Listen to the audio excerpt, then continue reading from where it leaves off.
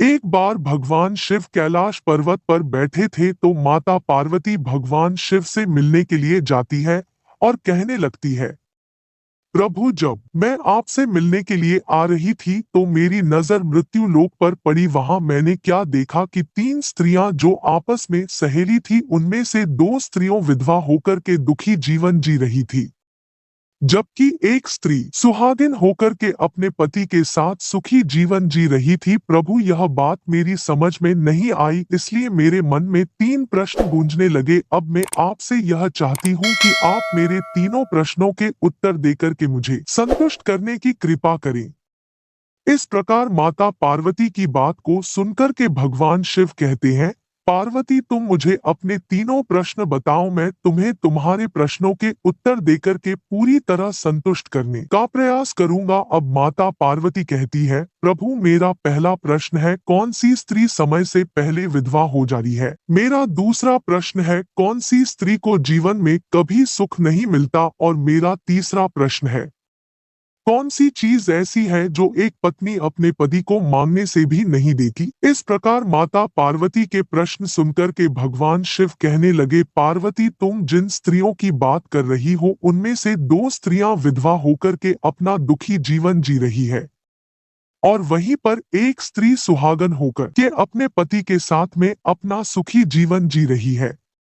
तुम जानना चाहती हो आखिरकार ऐसा क्यों है, तो मैं तुम्हें एक छोटी सी कहानी सुनाता हूँ। इस कहानी को बहुत ही ध्यान से सुनना।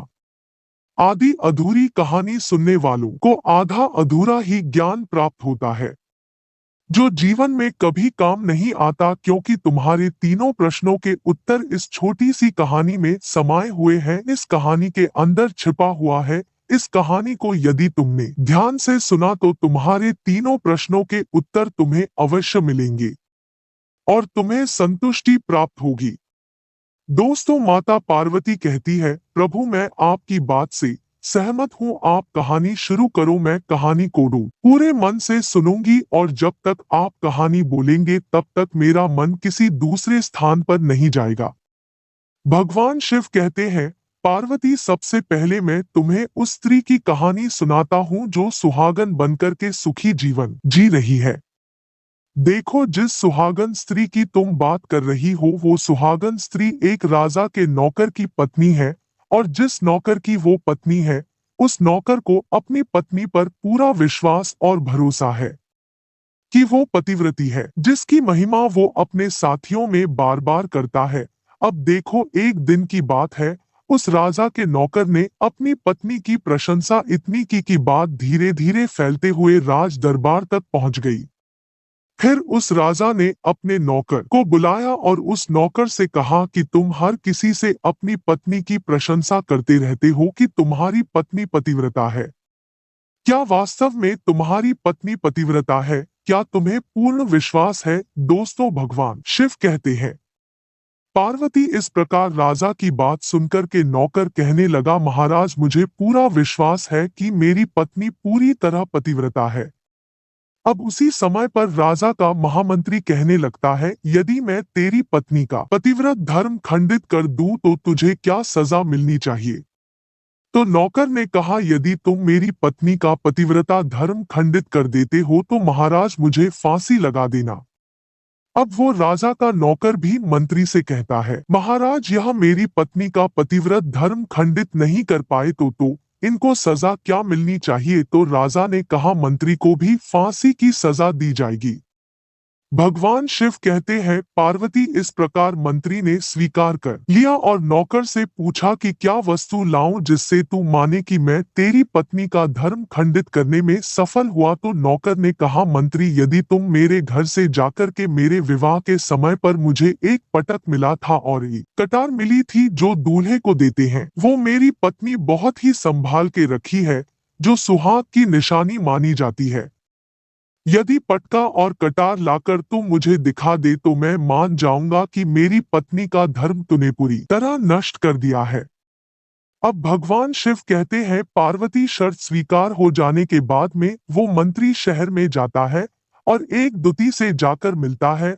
वो दुती एक दूसरे से भिड़ाने का काम करती थी और जो काम कोई नहीं करता था उस काम को करने में वह सक्षम थी। फिर इस प्रकार उस मंत्री ने उस दूती को अपने स्वार्थ के लिए बुलाया और दूती से कहा, देखो, इस नाम का एक व्यक्ति है, उससे मेरी शर्त लगी है। और फिर उसने उस शर्त के बारे में उस दूती को सारा कुछ बता दिया। फिर वो उस दूती से कहने लगा कि तू कैसे भी करके उस स्त्री से मेरा संपर्क करवा दे, तुझे जितना धन चाहिए मैं उतना धन दूंगा। भगवान शिव कहते हैं, पार्वती इस प्रकार मंत्री की बात सुनकर के दूती से कहने लगी, भाई तू उस औरत के बारे में बात मत कर, वह औरत पूरी तरह से पतिव्रता है, वो तेरी और देखेगी भी नहीं, तेरी शक्ल भी नहीं देखेगी, और उसके परिवार वाले भी खूंखार है, तेरी खाल उतार लेंगे।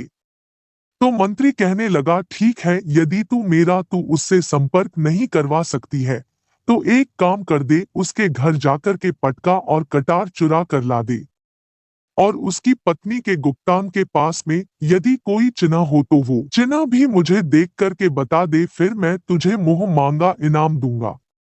भगवान शिव कहते हैं, पार्वती यह बात दूती की समझ में आ गई। उसने कहा, ठीक है, मैं तुम्हारा काम अवश्य करूंगी। नौकर शहर में रहता था। दूती नौकर के घर जाती है और उसकी पत्नी से जाकर बोलती है, बेटी मैं तेरे पति की बुआ हूँ, मैं कई वर्षों के बाद आई हूँ। तो उस स्त्री ने कहा, आओ बुआ जी, मैंने आपको पहले कभी देखा नहीं इसलिए पहचान नहीं पाई। और इस प्रकार उस दूती को उस नौकर की पतिव्रता स्त्री ने बहुत बड़ा सम्मान दिया, मगर उसे क्या मालूम था कि यह उसके साथ में छल करने आई है। अब भगवान शिव कहते हैं, पार्वती इस प्रकार वो दूती उस पतिव्रता स्त्री के साथ में 2 दिन तक रुकी। जिस समय वो स्त्री स्नान करने लगी तो दूती उठकर के उस पतिव्रता स्त्री की कमर मलने लगी। उस पतिव्रता स्त्री ने बहुत मना किया, फिर भी वो दूती नहीं मानी और कहने लगी, मुझे तो बेटी से भी प्यारी लगती हो, तुम मना मत करो। काफी दिनों के बाद में मेरी तुम्हारी मुलाकात पहली बार हुई है। अब ऐसा कहकर के वो दूती मुंह पर हाथ फेरने लगी। फिर आंखों को धोने के बहाने से उस दूती ने उस पतिव्रता स्त्री की आंखों में पानी मार दिया और उस स्त्री की आंखें बंद हो गई। इस प्रकार गुप्तांग के पास जांघ पर उस स्त्री के एक तिल था, जो उस दूती ने देख लिया, बस उसका काम बन गया। उधर स्नान करने के बाद जब वो पतिव्रता स्त्री रसोई में खाना बनाने गई तो दूती को मौका मिल गया और उसने पटका और कटार उस नौकर के घर से चुरा लिए और वहां से चुपके से भाग गई। और जाकर के दूती ने वह पटका और कटार मंत्री को दे दिए और उस पतिव्रता स्त्री के जांघ पर तिल के निशान भी बता दिए। भगवान शिव कहते हैं, पार्वती फिर वो मंत्री पटका और कटार लेकर सीधा राजा के दरबार में पहुंचा और राजा से जाकर कहा, महाराज, मैंने नौकर की पत्नी के पास में 2 दिन बिताए और यह पटका और कटार उसी के हाथों से लेकर आया हूँ। फिर तो राजा ने दरबार लगाया और नौकर को बुलाया तथा महामंत्री से सभा में पटका और कटार नौकर को दिखाने के लिए कहा। फिर राजा की आज्ञा पाकर मंत्री ने उस नौकर को पटका और कटार दिखाई और उसकी पत्नी की जांघ पर तिल भी बताया। तो नौकर मान गया कि वास्तव में आज मेरी पत्नी ने अपना पतिव्रत धर्म पूरी तरह से भंग करवा लिया। भगवान शिव कहते हैं, पार्वती फिर तो राजा ने फांसी का दिन 15 दिन के बाद रख दिया और कहा, नौकर को 15 दिन के बाद फांसी पर चढ़ाया जाएगा। और इस प्रकार नौकर से उसकी अंतिम इच्छा पूछी तो नौकर ने कहा, मैं अपनी पत्नी से अंतिम बार मिलना चाहता हूँ।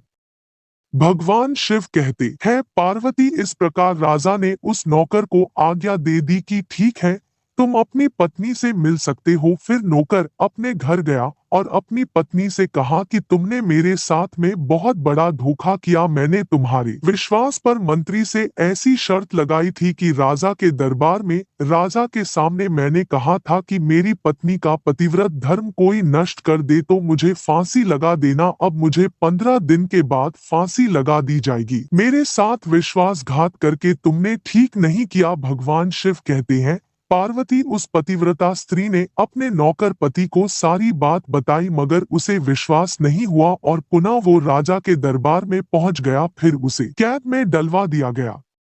अब उधर नौकर की पतिव्रता पत्नी ने परमात्मा को याद किया और राजा के दरबार में गई और राजा से नाच दिखाने की आज्ञा मांगी। भगवान शिव कहते हैं, पार्वती उधर नौकर की पतिव्रता पत्नी ने परमात्मा को याद किया और अपना भेष बदलकर राजा के दरबार में गई और राजा से नाच दिखाने की आज्ञा मांगने लगी। क्योंकि वो स्त्री बहुत ही सुंदर थी और उधर राजा शौकीन थे, इसलिए राजा ने आज्ञा दे दी कि सभी मंत्री संतरी आदि उपस्थित होकर के इस सुंदरी का नाच करवाने की पूरी व्यवस्था करें। भगवान शिव कहते हैं, पार्वती फिर तो सब मंत्री महामंत्री राजा आदि दरबार में उपस्थित हुए। फिर उस नौकर की पत्नी ने जब नाचना शुरू किया तो राजा को उस स्त्री का नाच बहुत ही सुंदर लगा। फिर राजा ने कहा, तुम मुझसे क्या मांगना चाहती हो? तुम जो भी मांगोगी मैं तुम्हें वही दूंगा। भगवान शिव कहते हैं, पार्वती फिर उस नौकर की पतिव्रता स्त्री ने कहा, महाराज आपकी सभा में मेरा चोर है जिसने मेरे रुपए लिए थे मगर आज तक वापस नहीं दिए, उसे फांसी की सजा दे दीजिए। अब राजा ने कहा, ठीक है, बताओ मेरे दरबार में तुम्हारा चोर कौन है, उसका नाम क्या है, मैं उसको फांसी की सजा अवश्य दूंगा। भगवान शिव कहते हैं, पार्वती फिर उसे नौकर की पतिव्रता स्त्री ने कहा, महाराज आपका मंत्री मेरा चोर है, आप इसको फांसी की सजा दे दीजिए। अब उधर जैसे ही मंत्री ने सुना कि ये सुंदरी मुझे अपना चोर बता रही है, तो मंत्री कहने लगा कि महाराज मैं कसम खाकर कहता हूँ कि मैंने इसका कभी कुछ नहीं चुराया, मैंने इसको कभी आज तक देखा ही नहीं, तो मैं इसकी चोरी कैसे कर सकता हूँ? मैंने आज तक इसकी शक्ल ही नहीं देखी है। अब भगवान शिव कहते हैं, पार्वती जैसे ही मंत्री ने कहा कि मैंने इस सुंदरी की शक्ल आज तक नहीं देखी है, तो वो सुंदरी कहने लगी कि महाराज यदि यह मंत्री मुझे जानता नहीं है तो आप इससे ये पूछिए कि यह पटका और कटार कहाँ से लाया था। मैं उस नौकर की पत्नी हूँ जो आपके यहाँ नौकरी करता है और आप मेरे निर्दोष पति को फांसी पर चढ़ाने वाले हैं। अब मैं आपको पूरी कहानी सुनाती हूँ। ये जो आपका मंत्री है, इसने मेरे पास में अपनी एक दुती को भेजकर मेरी जान के तिल का पता लगाया और उसने ही यह पटका और कटार चुरा करके इसको लाकर के दी। और आपके मंत्री के द्वारा भेजी गई दुती जब मेरे घर पर आई थी तो उसने मुझसे कहा था कि वह मेरे पति की बुआ है। वो पहली बार आई थी इसलिए मैं उसको पहचान न सकी और महाराज इस प्रकार मैंने उस स्त्री को अपने यहाँ पर बहुत बड़ा सम्मान दिया और अपने यहाँ पर ठहरने की व्यवस्था की। भगवान शिव कहते हैं, पार्वती इस प्रकार उस नौकर की पतिव्रता स्त्री की बात को सुनकर के राजा ने दुती को बुलाया। फिर उस दुती ने राजा को सारी सच्चाई बताई। फिर राजा ने उस नौकर को छोड़ दिया और मंत्री को फांसी पर चढ़ा दिया। भगवान शिव कहते हैं, पार्वती इस प्रकार उस नौकर की पतिव्रता स्त्री ने अंत में राजा से कहा, महाराज मैं अपने पति से बहुत प्यार करती हूँ। मैं एक चरित्रवान स्त्री हूँ, कभी भी अपने पति का नाम तक अपने मुंह से नहीं लेती हूँ। अब भगवान शिव कहते हैं, पार्वती मेरी कहानी पूरी हुई, अब तुम अपने तीनों प्रश्नों के उत्तर सुनो। तुम्हारा पहला प्रश्न था, कौन सी स्त्री समय से पहले विधवा हो जाती है? तो जो स्त्रियां अपने पति का नाम लेती है वो समय से पहले ही विधवा हो जाती है, क्योंकि पति का नाम लेने से पति की उम्र कम हो जाती है और समय से पहले ही उनके पति की मृत्यु हो जाती है। ऐसी स्त्रियां जो अपने पति का नाम लेती है वह समय से पहले ही विधवा होकर के एक दुखी जीवन जीती है। बस यही राज की बात है कि तुम जिन 3 सहेलियों की बातें कर रही थी उनमें से 2 विधवा थी और एक यह नौकर की पत्नी थी जो पतिव्रता स्त्री थी। यह पतिव्रता कभी भी अपने पति का नाम कभी भी अपने मुंह से नहीं लेती थी। उधर वो दोनों स्त्रियां जो विधवा होकर अपना जीवन दुखी जी रही है, वो हमेशा अपने पति का नाम लेकर ही बुलाती थी, जिसकी वजह से उनके पति की उम्र कम हुई और फिर वो दोनों स्त्रियां समय से पहले ही विधवा हो गई और आज वो दुखी जीवन जी रही है। इसलिए कभी भी स्त्री को अपने पति का नाम अपने मुंह से नहीं लेना चाहिए। अब तुम्हारा दूसरा प्रश्न था कौन सी स्त्री को जीवन में कभी भी सुख नहीं मिलता, तो समझ लो जो स्त्रियां अपने पति की बिना अनुमति के किसी तीर्थ स्थान या उत्सव पर जाती है उनके जीवन में कभी सुख नहीं आता। ऐसी स्त्रियां जीवन में दुखी रहती है और जिंदगी भर दुखी रहती है और उन्हें पति का कभी प्रेम नहीं मिलता। अब भगवान शिव कहते हैं, पार्वती तुम्हारा तीसरा प्रश्न था कि ऐसी कौन सी चीज है जो एक पत्नी अपने पति को मांगने से भी नहीं देती, तो समझ लो वो चीज गाली है। एक चरित्रवान स्त्री अपने पति को गाली नहीं दे सकती। जो स्त्री गाली देती है वो स्त्री कभी भी चरित्रवान नहीं होती और ऐसी स्त्री जीवन भर रोती रहती है। उसके जीवन में कभी भी सुख की घड़ी नहीं आती है और समय से पहले ही ऐसी स्त्री विधवा हो जाती है। इस प्रकार भगवान शिव के मुंह से सुनकर माता पार्वती तीनों प्रश्नों से संतुष्ट होकर कहती है, स्वामी वास्तव में जो स्त्री चरित्रवान होती है वो कभी दुखी जीवन नहीं जीती, क्योंकि ऐसे घर में लक्ष्मी का सदा वास होता है और वो घर धन धान्य से हमेशा भरा रहता है। ऐसी स्त्रियां हमेशा घर को स्वर्ग बना देती है। दोस्तों, ये वीडियो अगर पसंद आया हो तो वीडियो को लाइक करें और हमारे चैनल चांद जी ज्ञान गंगा को सब्सक्राइब करें और अपने दोस्तों के साथ शेयर करें। मिलते हैं किसी और वीडियो में। जय श्री कृष्णा मित्रों।